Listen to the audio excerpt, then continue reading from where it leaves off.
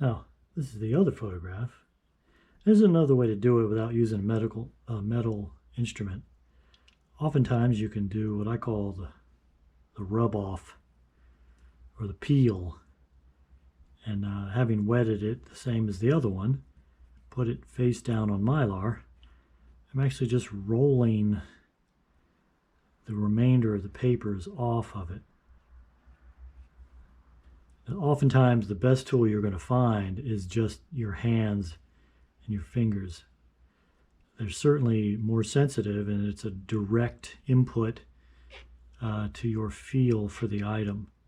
So don't think that that's never it's never an option. It's always an option. Often it's the best one.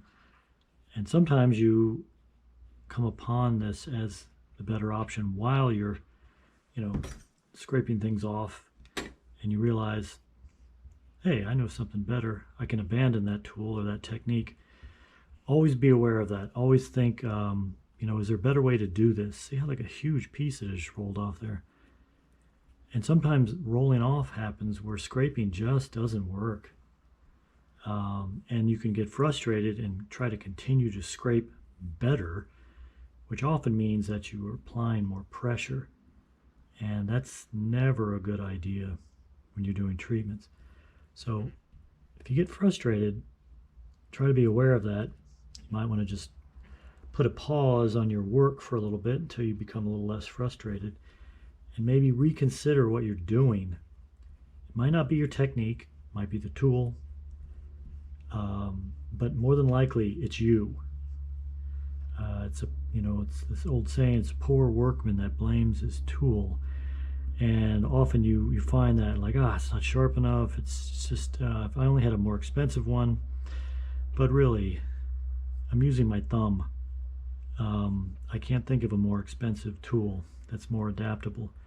Now, as we get farther down here to where it's water damaged, it's going to become increasingly harder to get this off. Ironically, what often happens with water damaged items is that the damage has made the item more hydrophobic, which simply means that it doesn't like water anymore. It's sort of become less sensitive to it, and it makes getting the remainder off. And if that's the case, you might just have to leave it. Again, trying to get it off more might create some problems for you that you don't want. See, there's a defect in the paper there through the photograph, and I do not want to make an enemy of this photograph.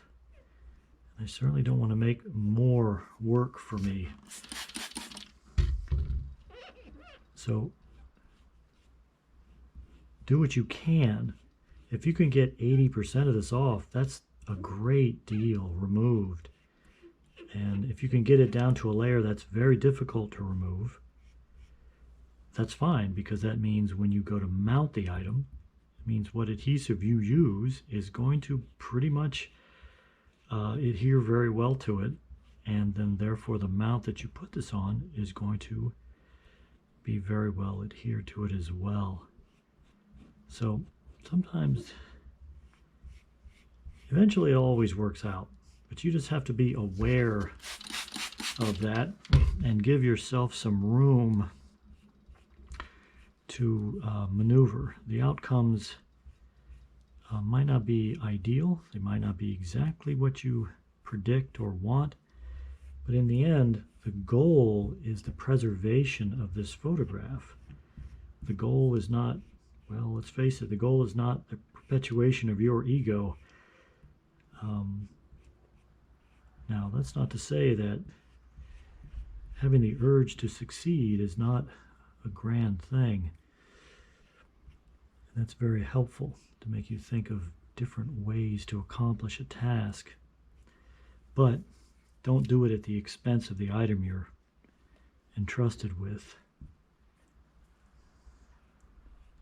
See, that's very good. Even though there's material here, it's very well adhered, and it's so thin that I don't see that this is going to be an aesthetic problem from the reverse. So I'm going to call this good. Is it perfect? Nope. Does it accomplish 95% of the task? Yes. Is it a success? Absolutely. So we'll move on to the next step. Thank you.